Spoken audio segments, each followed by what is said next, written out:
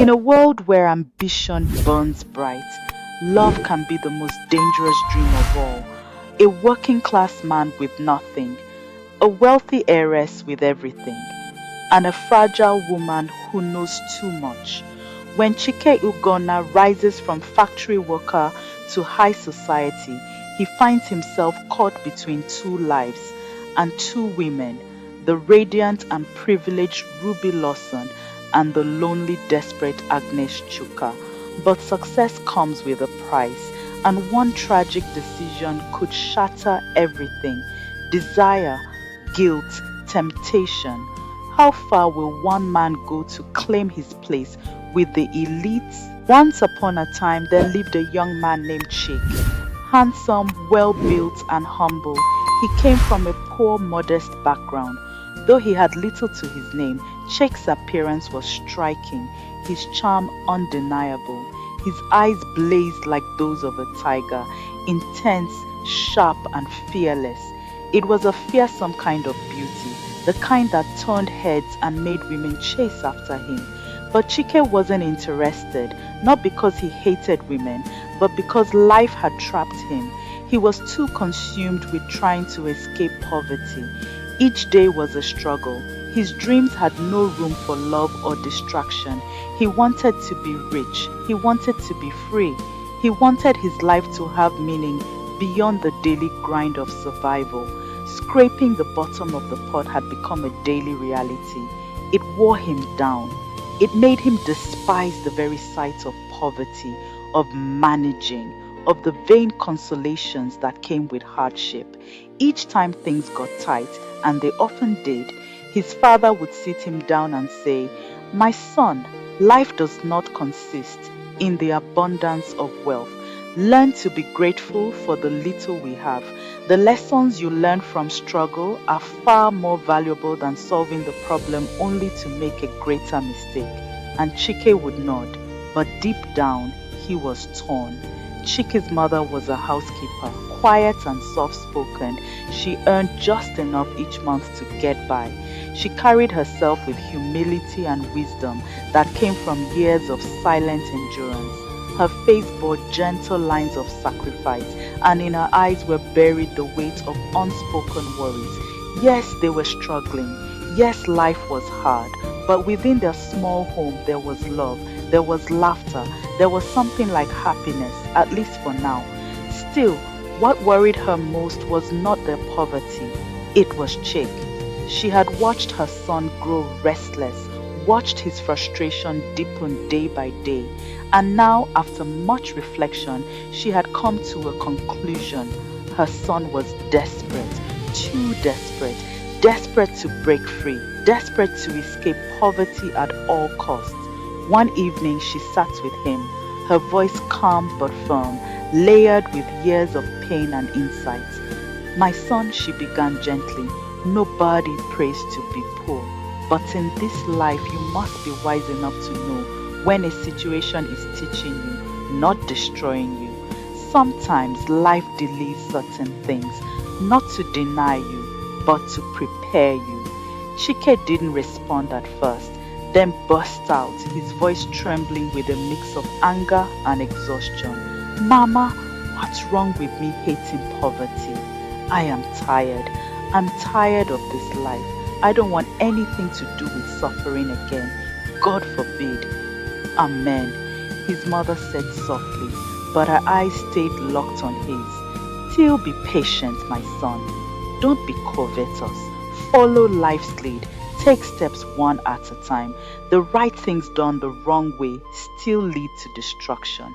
Both his parents would speak to him often, trying to guide him gently out of the shell he'd unknowingly built around himself. Chike had started living in an invisible prison, chained by an inferiority complex he didn't even realize he had. He had begun to hide. He no longer showed up where he was meant to shine. He counted himself out before the world ever had the chance to judge him. Whenever his few friends tried to invite him out, he would shut them down with the same bitter excuse: "No, I don't want to come to the party. People like us, we're not welcome. Poor people don't have time for parties. We've got bigger things to worry about. But his complaints didn't last long. One day, after dinner, Chike's mother called him and the entire household together. I've been speaking to my distant cousin concerning our situation, she said, and he has agreed to help us. Really? Everyone echoed. Chike in particular. His eyes lit up where he sat, a funny twist of a smile on his lips. My cousin Richard has agreed to take Chike with him. He will be working in one of his numerous companies and living with them. To the entire household, it was huge news, a breakthrough. Chike was overjoyed. He would be leaving his quiet town for a more glamorous city, the city of the wealthy. Richard Lawson was a rich man, well connected, a mogul in oil and gas, with over 50 companies. He came from a wealthy royal family. Despite all his riches, he was humble, kind, and truthful. Taking Chike was the least he could do. He and Chike's mother had been more than relatives growing up. She was like an older sister to him. When she reached out, he couldn't help but lend a helping hand. Not long after the good news, Chike left for the big city. For the first time in his life, he entered a luxurious bus, traveling to Lagos of all places. While in the bus, his mind wandered to how his life was about to change. He imagined dining with the wealthy. Uncle Richard is stinkingly rich, he thought. The idea made him smile like someone in Wonderland. The honk of the bus after several hours brought him back to reality. Upon arrival, someone was already waiting. It was the family driver. But what shocked him most was seeing Uncle Richard himself in the car. "Good evening, sir," Chike greeted, surprised. "Your mother wouldn't let me be," Richard teased. "She wants to be sure the city doesn't swallow you." Chike laughed. "It's very generous of you to come receive me, sir." "I promised your mother," Richard said warmly, gazing at him. "You've grown into a man." "Thank you, uncle. How was your journey?" By then, the driver had already packed his small briefcase into the trunk and they drove off. From the busy Lagos streets to Banana Island, the luxury car rolled into a quiet estate that smelled only of luxury. "This is huge," Chike exclaimed. "This is Lagos, Chike." "Welcome to my home," Uncle Richard said. Chike was led into the house where the rest of the family was already waiting.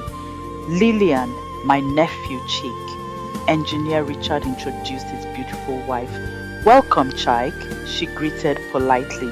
"Your uncle has said a lot about you and your household." Chike was shy. She was quick to notice. Everyone was there to welcome him, except their only daughter, Ruby. "My daughter is not here. She'll meet you later," Uncle Richard explained. Lillian instructed that Chike be taken to his room, a special quarter built for workers and family members. It was homely and comfortable. Chike stood and observed his environment. He couldn't believe how suddenly his life had changed. He heaved a sigh of gratitude and began to unpack his few belongings. But his mind returned to what Uncle Richard had said. "You're yet to meet my only daughter." He wasn't sure he even wanted to. Most daughters of rich men, he thought, are spoiled and arrogant. He didn't want anyone who would intimidate him. But when he eventually met her during dinner, when he was assigned a seat at the family dining table, everything changed. Being served by servants and dining with the rich made Chike feel awkward. He had never been in such a position before. He was so shy, it felt like the ground should open and swallow him. Then he heard someone whisper, "He's cute." The voice startled him. It was Ruby. She was charming, elegant, and the most beautiful girl of her age. Her beauty couldn't be exaggerated. Educated, intelligent, sweet in every sense. Her presence made people turn around. Her angelic face, so innocent. Her curiosity showed in her eyes. She was soft, pampered, but not in a spoilt way. She had a way with words, adorable and in her early teenage years. "I'm Ruby." "Hello, Ruby. I'm Chike." "Darling," her father interrupted, "Chike will be staying with us from now on." Really? Ruby smiled, her gaze fixed on Chike. Perhaps she was struck by his charm, for Chike was handsome like a model. I'm glad you're here, cousin, she said with a smile. She chatted a lot while they ate. The family smiled. Both parents were proud of her. As the night drifted and it was time to retire, good night, Chick, Ruby said, still smiling, a kind of smile filled with volumes. The next morning, Chicks was taken to the workplace, a packaging company where food items were processed and packaged. The job was tiresome, but Chike was more than grateful to have it. He worked among the other workers. He hadn't worked a week when he met a girl named Agnes, a fellow worker. The first time they exchanged words and introduced themselves, Agnes was polite. She lived in the most humble part of the city, but she was kind, industrious, and always smiling. She was happy. Getting to know Chick made her life easier. Chike became the charm that drew her to work every day. Even when she planned to skip work, the thought of seeing Chike would change her mind. They spent time chatting and got along well, both from humble backgrounds. With time, Agnes began to develop feelings for Chike, which she didn't waste time expressing. One day, as they sat for lunch during break, she said, "Let's be friends," she said, smiling. Chike was shy. He had never been in any relationship before. City girls are different, he thought, looking at her. "But we're already friends," Chick said, smiling. "That's not what I mean." "What do you mean, Miss Agnes?" he asked politely, pretending to be innocent. "Chike," she called, "do you have a girlfriend?" Chike paused, then answered, "No, I don't." "So, what do you say to my proposal?" "These things come naturally. Let's just stay friends as we are now." "All right," Agnes agreed. But soon she began to invite Chike over to her house for dinner. They would chat and Chike would leave late. Chike seemed quiet, hardly spoke unless spoken to. He was the kind of young man no one could easily read. He knew what he wanted. His eyes were on the top. One would say he was cunning in nature. He wouldn't boldly say his mind, quiet but full-hearted. While he befriended Agnes secretly, no one knew. But Ruby, his cousin, had begun to show more than attention to him. She had fallen deeply in love with Chike. She didn't take long to express her feelings first. Chike was moved and speechless, but Ruby didn't give him time. "I knew you were mine the day I saw you. I know you feel the same," she said at a pool party she had organized. Chike was silent. No words came. "My father will be willing to marry me off," she said again, smiling. Her smile sent jolts of happiness through him. "Aren't you in a hurry? You barely know me. My father knows your family. What else do I need to know?" And that was how their romantic journey started. Chike deceived everyone. He flirted and played with both girls. At this point, Agnes was deep in love. She sacrificed all her savings for him. She paid his expenses and was happy doing it, believing one day Chike would be hers. "He is enough for me," she would tell her colleagues, laughing. Some became jealous that she was dating the most handsome bachelor. But what she didn't know was that Chike hid their relationship. He only received from her. He saw her weakness and took advantage of the poor innocent young woman. But inside Chike knew Agnes wasn't his type. His heart was somewhere else. Still, he quietly strung both ladies along. When he saw that Ruby was more serious, he called his mother, as he always did. His mother continued to remind him, "My son, you know why you are there, to work hard and become somebody in life. Always be kind and turn away from covetousness. Humble yourself and be lifted in due time." He would answer, "Yes, ma." But what the mother didn't know was that her son was living a double, deceitful life, playing with two women's feelings. When his relationship with Ruby got stronger, the parents became aware. Ruby was bold. "I will not marry anyone else but him, father. I am in love." Everyone loved Chike. He looked humble and kind, but truthfully, he was selfish and cunning. A coward, if I may say. The parents gave their approval, and Chike and their daughter began to court. Now his entire life changed. Money began to polish him. He worked hard to hide his relationship with both women. Ruby didn't know about Agnes, and Agnes didn't know about Ruby. Time went on, and Agnes began to notice a change. Chike started to distance himself from her. She felt sad and ignored. He hardly answered her calls. Instead of Chike to come out boldly and tell Agnes the truth, he preferred to keep it a secret. He was only bodily present whenever they were together, but his love, his desire was elsewhere. But before Chike could summon the courage to end things with Agnes, the news broke. He was courting Princess Ruby. It spread like wildfire, even reaching the ears of Agnes through her co-workers. Some mocked her cruelly. While you were busy spending all your savings on him, he's out there dining with the elites. Agnes, wake up. He never loved you. The words cut deep. Agnes broke down, silently crying when no one was watching. The betrayal was too heavy to bear. Chike, meanwhile, was torn.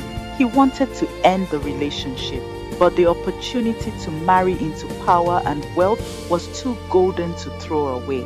Now he's madly in love with Ruby and is not ready to give her up.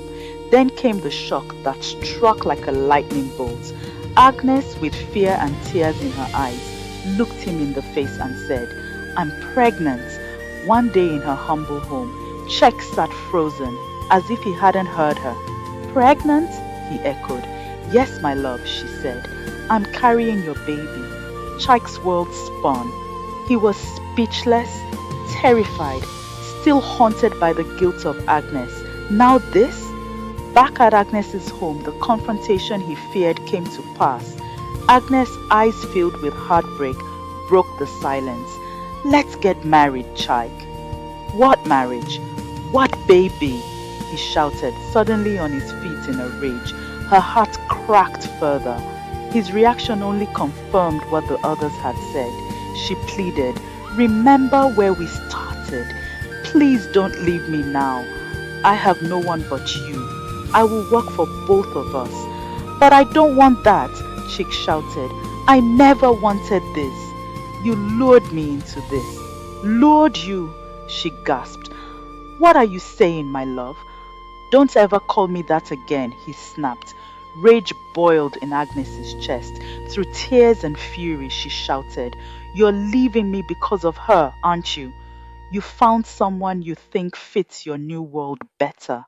A princess. People warned me. They said you didn't love me. They said you were only with me for my money. But I loved you, foolishly." "I'm sorry, Agnes," he said coldly, "but my heart is elsewhere." Then, slap! A hot sting landed across his face. Her hand trembled, her whole body shaking like a wounded lioness. "You will marry me," she screamed, "or I swear I will go to Engineer Lawson and expose everything. That wedding to Ruby will never happen." Then she pointed to the door. "Get out of my house." Chike left in silence, but from that day on, guilt began to eat him alive. Still, his ambition roared louder than remorse. He couldn't let this poor woman ruin his shots at the life he had dreamed of, the life filled with luxury, vacations, and wealth beside Ruby. And that's when he made a chilling decision. Chike resolved to end it all, not just the relationship, but Agnes herself. One day he called her, voice warm and affectionate. "I planned a surprise picnic for us, just you and me." Agnes, unaware of the trap, was overjoyed. To her, this was everything she had been praying for, to spend quiet time with the man she loved. That very day, at the agreed upon spot, the two supposed lovers met. Agnes believed it was a chance to reconcile, a romantic picnic to mend their strained relationship. But little did she know that Chike had something far more sinister in mind. Chike was no longer himself. He was on the brink of unimaginable wealth, and Agnes had become an inconvenient obstacle. Her pregnancy had backed him into a corner. He felt trapped. The thought of killing her had crept in the day he left her apartment. Torn between guilt and desperation, now that dark idea had solidified into a plan. Agnes arrived not unsure on how to react, but Chiki still trembled from what she had seen in her eyes the last time they spoke. I will expose you to Engineer Lawson, she had threatened. That marriage will not happen. Chike knew then that Agnes would never give up, but instead of choosing a public, lively location for their picnic, he suggested something more secluded, an adventure, he said. He took her to a hidden lake deep in the woods, far from the eyes of strangers. Agnes, unaware of his intent, was too focused on rekindling their love. She was excited. It never occurred to her that she might be walking into her own death. Smiling, enthusiastic, she followed Chiki to the canoe. She had never been on a boat before and trusted that being alone with her lover meant everything would be okay. But Chick's face was cold, emotionless. In his heart, he carried so much hatred it could have killed her on the spot. If hatred alone could destroy, Agnes would have died before stepping into the boat. She spoke the most. She laughed, tried to touch him, to cuddle, but Chiki remained distant. He rode in silence, his eyes scanning the water for the perfect spot. The lake was calm but eerily quiet, the surrounding woods thick and unsettling. They rode deeper and deeper until Agnes hesitated. Let's stay here, she said softly, her voice filled with unspoken fear. She began chatting again, trying to make Chike open up. But he only nodded. His mind was elsewhere, calculating, plotting. She brought out the lunch she had prepared. I'm not hungry, Chike said, looking away. Agnes ate quietly. The silence between them was unbearable. She could feel the tension growing like a shadow over the lake. As the sun began to set, the atmosphere turned chilling. The sound of croaking frogs, chirping insects, and rustling trees filled her with dread. I don't know why you chose this place. It's too quiet, she said nervously. Let's go home. I can't swim. I'm scared, she pleaded again. Please, let's go back. Then suddenly an owl cried out in the woods. Agnes jumped in fear, shaking the boat. Please calm down, Agnes, Chike said, pretending to care. It's just an owl. This place is safe. Agnes didn't feel safe. Her heart pounded in her chest. Hold me, darling, she begged, rising slightly, her arms stretched toward him. Please sit still, Chiki shouted, but it was too late. The boat tipped over. Agnes screamed, crashing into the cold water. Help me! I can't swim, she cried, flailing her arms, reaching for Chick, tears mixing with the lake water. But Chick didn't move. He watched calmly, silently. He could swim. He could save her, but he didn't. In that moment, as she sank deeper, calling his name, his heart swelled, not with guilt, but with relief. Fate had given him exactly what he wanted, without staining his hands. When she disappeared under the water for the last time, he pretended to panic. He searched half-heartedly, capsized the boat further to stage the scene, and fled. As he ran through the woods, he encountered a hunter and exchanged casual pleasantries, pretending all was well. He went home and wiped all emotion from his face. Cold, calculated. Ruby, Engineer Lawson's daughter and Chike's new love interest, was waiting anxiously. He smiled at her as though nothing had happened. Days passed. Agnes was not seen at the factory. Whispers began. What Chike didn't know was that Agnes had told her co-workers about the picnic with Chike, a make-up date. Then, the hunter who met Chike stumbled upon the capsized boat. authorities were notified. A search began. The pieces fell together. Chike was arrested. Ruby could not believe it. Engineer Lawson too was in shock. When testimonies and evidence mounted against him, Chike confessed, "It was before I met you, Ruby," he pleaded. "Please forgive me." But forgiveness never came. Chike was charged with premeditated murder. The court concluded, even if he hadn't pushed her, he had intended to kill her. He could swim. The water was calm. Yet he stood there and let her drown. He chose silence over salvation. He was sentenced to death by hanging. His parents wept as they came to say goodbye to their once promising son. The wages of sin is death.